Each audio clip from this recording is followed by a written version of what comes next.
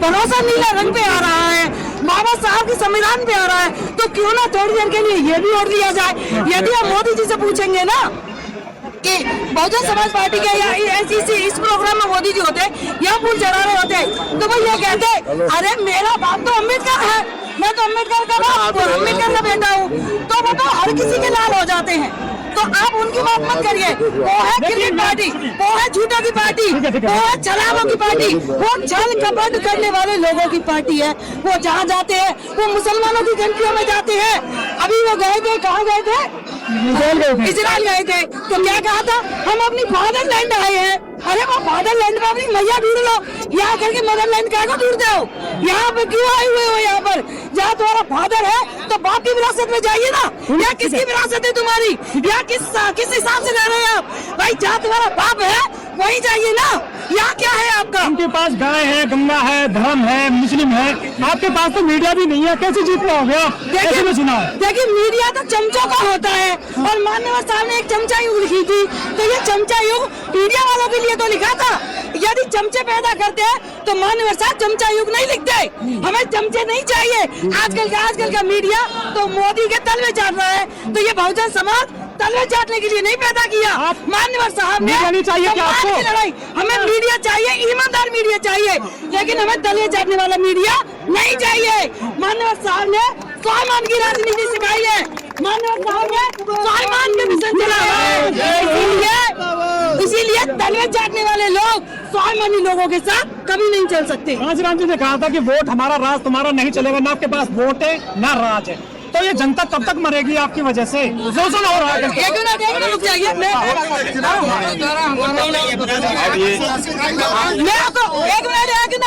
एक मिनट मैं बताती हूँ। जिस समय माननीय साहब ने ये नारा दिया था कि वोट हमारा राज तुम्हारा नहीं चलेगा, क्या उस समय हमारा राज था? क्या राज था? अब मुझे बता दीजिए, जब ये नारा दिया था उसके बाद राज स्थापित किया था। और जब बेईमान लोगों को पता चल गया कि ईमानदारी से भी शासन किया जा सकता है, तो उन्होंने ज्यादा बेईमानी करना शुरू कर दिया। और जिन लोगों के पास स्वाभिमान था, मान लीजिए पहले मीडिया ये दिखाता था कि झूठ क्या है, सच क्या है। आज मीडिया क्या दिखा रहा है कि सच को छोड़िए, आज झूठ को देखिए। आप बता दीजिए, क्या देश में गैस की किल्लत नहीं है? क्या गैस की किल्लत नहीं है? क्या देश के ऊपर घटा नहीं लगा रहा है? और कौन सा मीडिया है, कौन सा चैनल है जो दिखा रहा हो? तो क्या ऐसा बेईमान मीडिया पब्लिक को गुमराह करता हो, धोखा देता हो, करता हो, पैसों में जाकर के हीरा मंडी का दलाल बन जाता हो? तो हमें ऐसा हीरा मंडी का दलाल करना नहीं चाहिए। ये बसपा के मुद्दे हैं, गैस, बेरोजगारी, देखिए बसपा का मुद्दा जो जनता का मुद्दा है, जो चाहे वो शिक्षा हो, रोजगार हो, महंगाई हो, सुरक्षा हो, कोई भी मुद्दा हो, वो हर मुद्दा बहुजन समाज पार्टी का मुद्दा है। और खड़ी नजर नहीं आती ना मुद्दों पर। अरे अभी आपको नजर क्या आता है? आपको मीडिया नजर आता है। आप क्या देखते हो? आप टीवी देखते हो, क्या पढ़ते हो, अखबार पढ़ते हो। और मैंने कह दिया कि टीवी और अखबार मीडिया है वो तो तलवे चाटने वाला हीरा मंडी का दलाल है। तो हम तो हीरा मंडी के दलालों के बारे बस से जो गया वापस को नहीं आया, चाहे सिद्दीकी हो, चाहे स्वयं प्रसाद मौर्य हो, वो तो बड़ा वोट बैंक लेकर चलते थे। देखिए ये मुद्दा कोई क्यों नहीं आया? आप मुझे ये बता दीजिए कि जब हमारा शासन बना था, जब निकाले जाते हैं, अंदर क्यों नहीं लिए जाते हैं? अरे सिद्धांतों की पार्टी है, निकालना सिद्धांतों की लड़ाई है। और आज आप ये देख लीजिए कि यहाँ से गया हुआ व्यक्ति क्योंकि यह सिद्धांत सीखता है, मिशन सीखता है, न्याय सीखता है। यहाँ से गया हुआ व्यक्ति कहीं भी पीछे की लाइन में नहीं खड़ा है, चाहे वो कांग्रेस में जाए, बीजेपी में जाए, सपा में जाए, अग्रिम। वो कमजोर कर गए आपको, कमजोर कर गए वो आपको। कौन कह रहा है हम कमजोर हैं? मैंने आपसे भी एक बात कही थी कि यदि इसको पॉलिटिकल देखोगे तो वो तो ईवीएम से निकले हुए आंकड़े हैं, तो उन्हें आप कैसे भी देख सकते हो।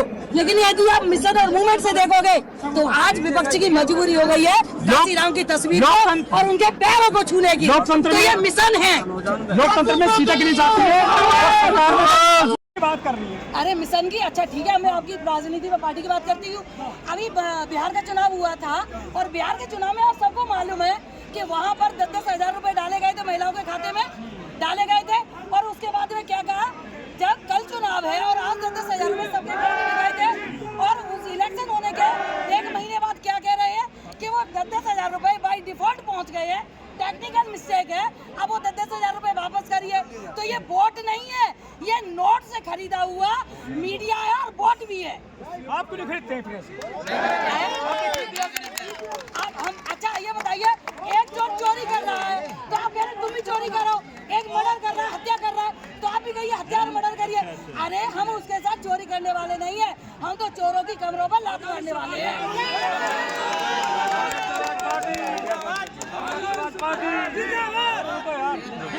बाहर है सत्ता से, आप बार-बार चुनाव हार रहे हैं लगातार। देखिए मैंने अभी आपसे कहा था कि हम चुनाव हार रहे हैं, हम चुनाव हार नहीं रहे हैं। वो बेईमान लोग हैं जो ईवीएम की पैदाइश है, जिनकी ये फादरलैंड नहीं है तो उन्हें मदरलैंड से प्यार नहीं है, उनका प्यार तो फादरलैंड से है। तो वो अपने पिता की वहाँ पर चले जाएं, या मदरलैंड को तो वो बर्बाद करने पर तुले हैं। बताइए, आज देश बारूद के ढेर पर खड़ा है, देश में हाहाकार मच रहा है। आपका मीडिया या सरकार कहीं नहीं दिखा रही, मीडिया नहीं दिखा रही। इस देश को बर्बाद कर रहे हैं। अरे ये तुम्हारी मदरलैंड हो सकती है, लेकिन बहुजन समाज की मदरलैंड और फादरलैंड ये दोनों हैं। इसीलिए ना हम ये चोरी करेंगे और न ये चोरों को बर्दाश्त करेंगे। दुनिया में डंका बज रहा है मोदी जी। हाँ, डंका बज रहा है। सबसे मूर्ख प्रधानमंत्री, सबसे झूठा प्रधानमंत्री, सबसे नालायक प्रधानमंत्री, सबसे कामचोर प्रधानमंत्री और जो भी लोग क्या कह रहे हैं कि मोदी से तो अच्छा गधा होता तो देश सुरक्षित होता। 10 साल में 10 साल से पुलिस को लाइन में लगा रखा है। देश का डंका है। अरे जेल जाने से डरता कौन है? कौन डरेगा? हम जेल जाएंगे। आप सब बोल रहे हैं आप प्रधानमंत्री। अरे अब सब मैंने क्या बोले हैं? मोदी को तो सड़क से लेकर संसद तक और देश से लेकर के विदेश तक कोई गधा कह रहा है, कोई मूर्ख कह रहा है, कोई पागल कह रहा है, क्या नहीं कह रहे हैं। उसको तो जितने शब्द है, हाँ 83,000 देखो विश्वगुरु है, 83,000 स्कूल बंद करके विश्वगुरु बन गए। जब मूर्खों को प्रधानमंत्री बनाओगे तो वो मूर्खों का ही गुरु बनेगा। सत्ता में आएगी बीएसपी, क्या नया कर रहे हैं इस बार आप? देखिए हम सत्ता में आएंगे, आज नहीं तो कल आएंगे। बाबा साहब ने कहा था अपने घरों की दीवारों पर लिख दो कि हम इस देश के शासक हैं, आज नहीं तो कल शासक हमारा होगा। और 2 लाइनें मैं आपसे कह देती हूँ कि परिंदों से भी ऊंची हमारी उड़ान होगी, कि परिंदों से भी ऊंची हमारी उड़ान होगी और एक बार नहीं 100 बार होगी। आप देखना कि चल रहा हुआ जो दौर जमाने में हराने का, आप देखना जीत भी हमारी उसी दौरान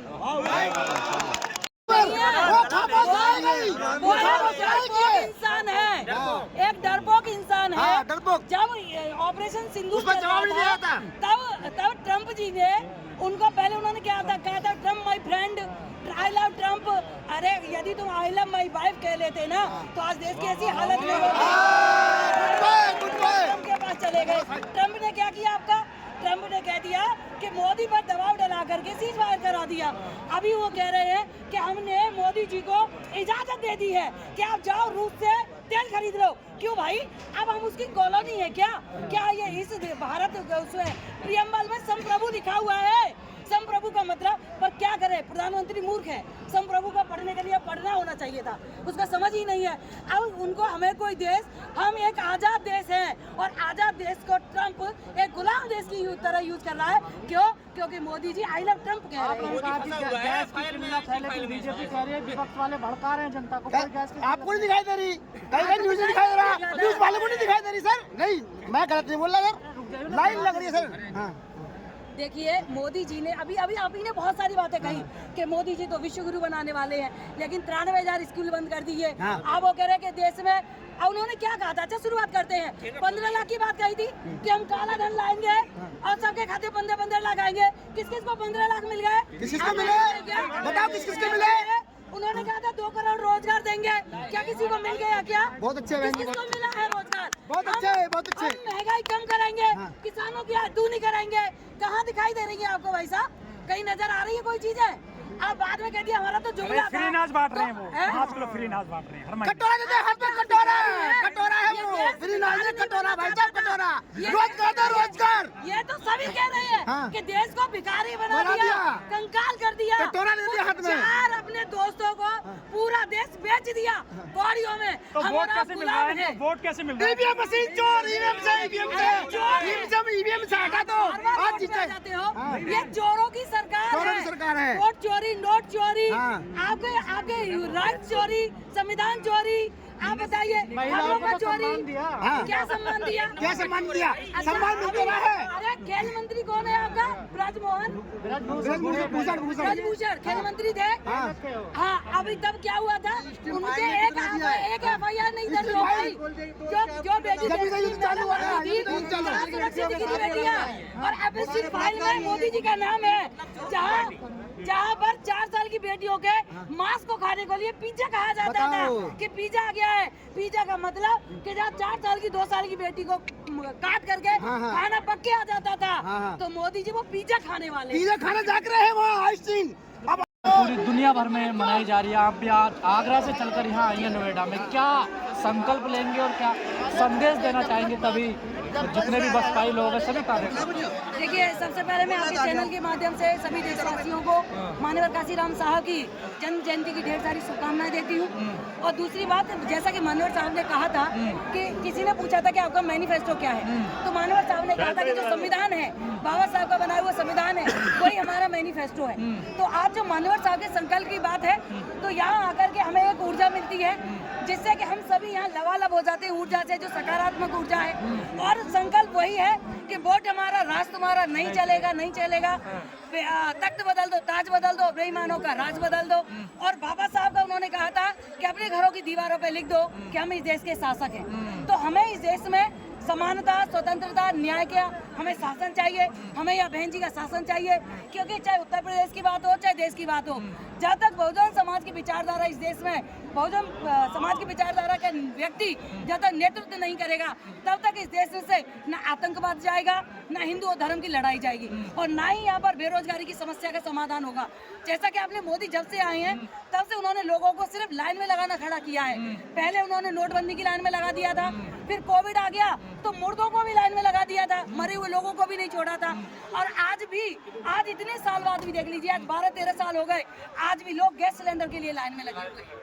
तो ये देश सिर्फ दुखों से, परेशानियों से, अशिक्षा से, बेरोजगारी से, महंगाई से सिर्फ तराई कर रहा है। हिंदू मुसलमान की लड़ाई से सिर्फ यहाँ कुछ हो रहा है। तो गाय जो तुमसे हिसाब नहीं पूछ रही, गंगा जो तुमसे कभी हिसाब नहीं पूछ रही, भारत माता जो वो भी तुमसे कभी हिसाब नहीं पूछ रही। जो लोग तुमसे हिसाब पूछ सकते हैं, चाहे वो 15 लाख का हो, काले धन का हो, 2 करोड़ नौकरियों का हो, चाहे बेरोजगारी का हो, चाहे महंगाई कम करने का हो, जो लोग हिसाब पूछ रहे हैं उनके सामने वो कभी भी आ नहीं रहे। ये जो आज उत्साह दिखाई दे रहा है बीएसपी कार्यकर्ताओं में, क्या समझा जाए 2027 में परिवर्तन होने वाला है? देखिए, 2027 में 100% परिवर्तन होगा। और ये उत्साह आज आपको इसलिए दिख रहा है कि आज आपने यहाँ देखा है, जब ये लोग घरों में रहते हैं तभी इनके अंदर उतना ही उत्साह रहता है। और यही रहता है कि इस देश में अगर शासन होना चाहिए तो बहन कुमारी मायावती का होना चाहिए।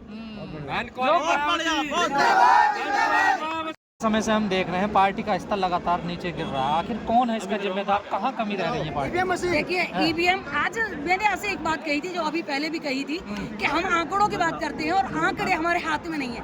आंकड़े देने वाली एक मशीन है, और मशीन को कौन बना रहा है? अमित शाह का लड़का। किसकी फैक्ट्री में बन रही है मशीन? ईवीएम मशीन जैसा कि यहाँ फैक्ट्रियों में बन रही है, जैसा कि कंपनी से बनकर आ रही है। सॉफ्टवेयर भी किसका आ रहा है? वो जैसा कि यहाँ से आ रहा है। तो आप जो व्यक्ति आपको मशीन बना के दे रहा है, उसी के हाथ में उसका सॉफ्टवेयर है, तो हम उसमें ईमानदारी की। और दूसरा, जापान ने ये मशीन बनाई थी, तो कितनी सारी कंट्रियां हैं जिन्होंने ईवीएम को बैन कर रखा है। उन्होंने कहा है कि इससे ट्रांसपेरेंटी नहीं रह सकती है, इससे चुनाव पारदर्शी नहीं हो सकता है।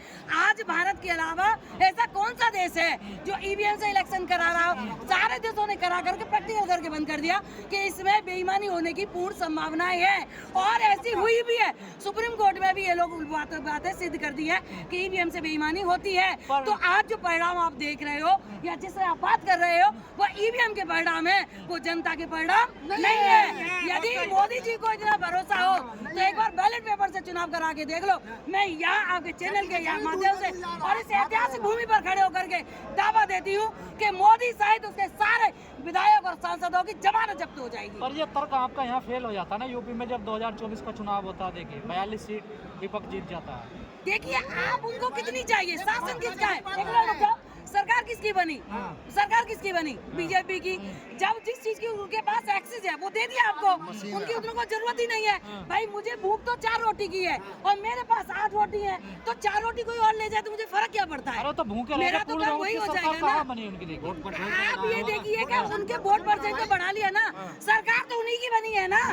आप मुझे ये बता दीजिए, सरकार उन्हीं की बनी है, उनकी सेटिंग उसी तरह की है। आप जहाँ सोचते हो ना, वो जहाँ सोचते हैं वहाँ आपकी सोच खत्म हो जाती है। ईवीएम को लेकर बड़ा आंदोलन तो नहीं होता ना देश में।